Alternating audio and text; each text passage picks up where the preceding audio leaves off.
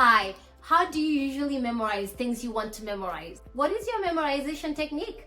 Everyone has a favorite, usually is what I find, because I've helped students and I work with a lot of people. I find that people have like their favorite methods. I would like to hear what's your favorite. Put it in the comment section below.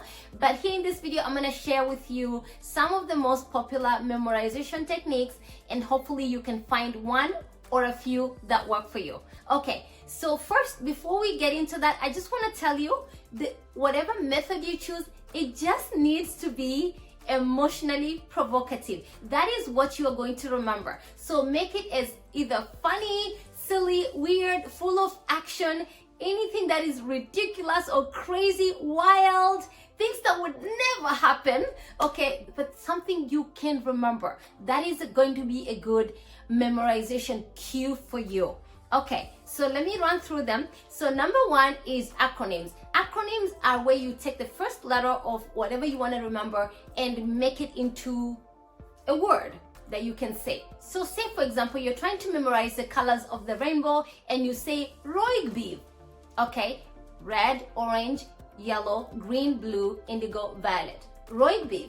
Okay, all right. Next technique is acrostic mnemonics, or some people just call this mnemonics, but it's where you're taking the first letter again of things you want to memorize and you're going to make them into words and then make a saying out of it. You're going to make a saying out of it that is going to be memorable. So for example, again, if you're trying to memorize the colors of the rainbow, you can say Richard of York grows beans in valley. All right, or there's so many other ways, but that is what an acrostic mnemonic is. Next one is the use of rhymes. So a rhyme again is just like something that is, it's like it's a rhyme. It's like a song, or it's either a rhyme or a song that you can sing out. Let me give an example. You're trying to memorize the number of days that are in the calendar months of the year, and you can say 30 days have September, April, June, and November. All the rest have 31 except February alone, which has got 28 days and 29 in a leap year. So that's a rhyme. And by the way, some people use the Knuckle Method to also remember the calendar days of the month. So the Knuckle Method is January, February, March, April, May, June, July, August. So it's 30, it's 31. For every high, it's 31. For every low, it's 30, except for February, of course. But you're gonna go 31, 30. It's essentially 31, 30, 31, 30. And so you go January, February, March, April, May, June, July, August. July and August together, 31. September, October, November, December. So that's I'm just throwing that one in there because it's a pretty good way to remember the calendar days of the month. Okay, next up is memory palace or memory town. Some people call this method of loci being the plural word for locus, which is location in Latin. But guys, it's the same thing. Memory palace, memory town, method of loci.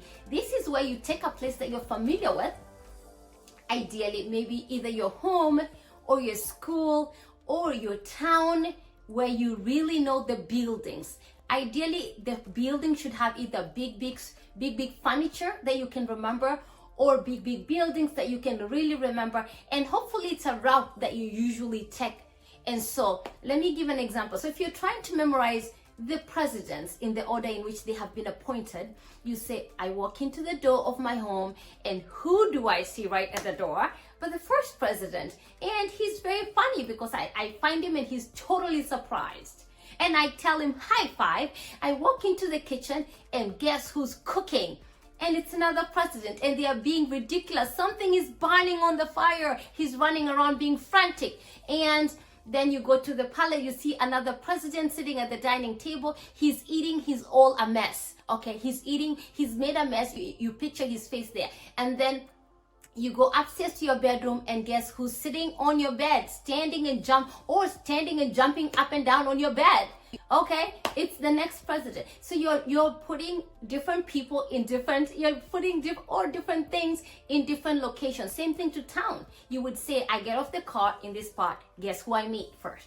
Then I go to the market. Guess who's selling produce?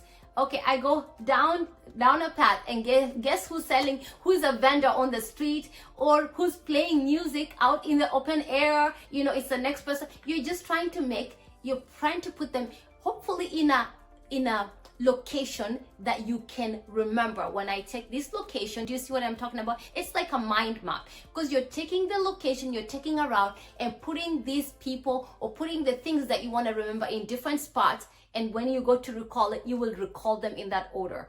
Okay, next up is chunking. So chunking is good. I don't even know. Chunking is just, you're gonna put likes with likes, and it could either be a rhyme, but it's very good for numbers. Let me give you an example. If I give you a number like this, and I said, I would like you to memorize 984-92711.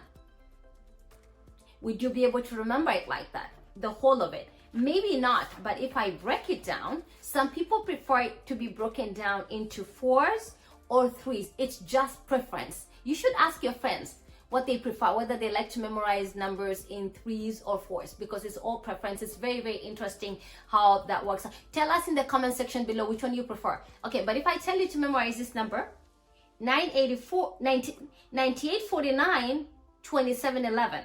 9849 2711. All right, 9849 2711. Okay, easier. Okay, what about this? 984 92711. 984 92711. 984 92711. 984 92711. See how that's so much easier than this rundown. So that is just an example of chunking, but you can use this even for words. If you can put them together, or put the letters of the words, of the first letters of the words that you want to memorize, and you can sing them out like that, then you can.